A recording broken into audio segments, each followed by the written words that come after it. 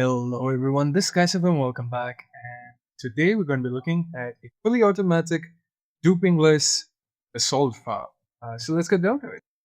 Alright, so I built one of these many years back, and since then the game has changed. I've got a lot of angry comments, and I've finally got around to fixing a bunch of them. So yeah, here's the farm, and here's what's different. So firstly, this can be built in the overworld, unlike the previous one. As you can see, we have a normal water collection system, and yeah, there is a problem with the previous build. This one also breaks a lot less. It's slightly better reinforced, and there are a couple of other changes.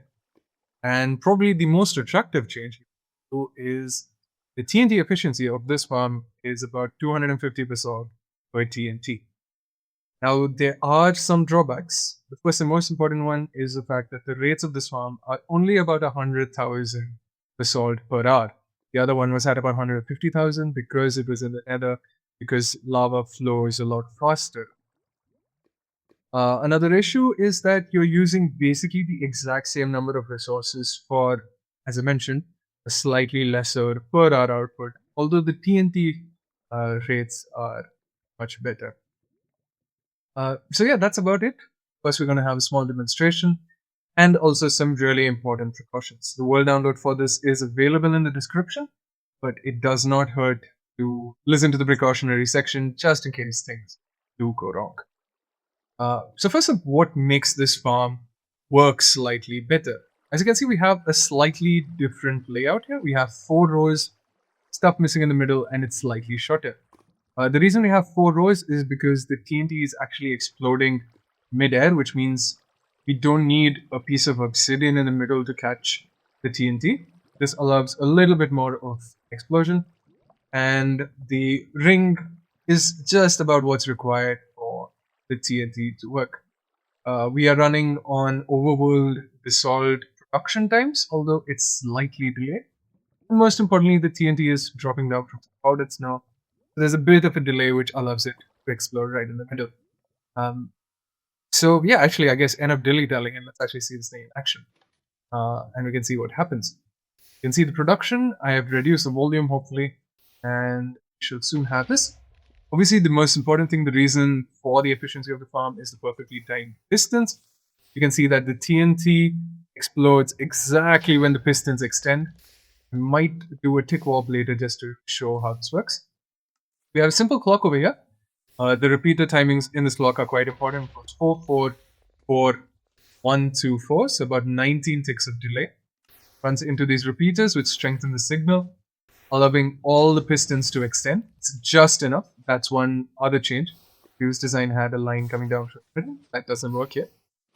And finally, the important part is, okay, yet another important part is we have this nice little dropper counter.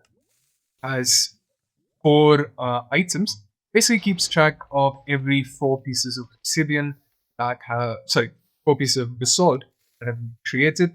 Every time the dropper turns up, it resets thanks to this pulse extender. And we have this 10 tick delay, which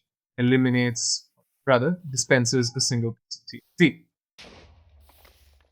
As for the tick warp, just a quick slide, let's reduce it to 10 ticks. You can actually see this. Hold down. You can see the basalt move while the TNT explodes. That reduces the blast resistance to 0. And finally, the counter for the lime, as you can see, it's at about 102,000 basalt per hour. Alright, so important things to keep in mind. Probably the most important one. All of these are really important. The farm will break if you don't follow these. Here's the timing here. We have a 2 ticker. This isn't actually what's powering the circuit. This is the repeater. Let's borrow the signal on there. It's 8 ticks there, 4 ticks there. This is what turns it on. It's 1 plus 2 here. It's 4 more ticks here. Now 1 tick repeater on either side. These are important timings.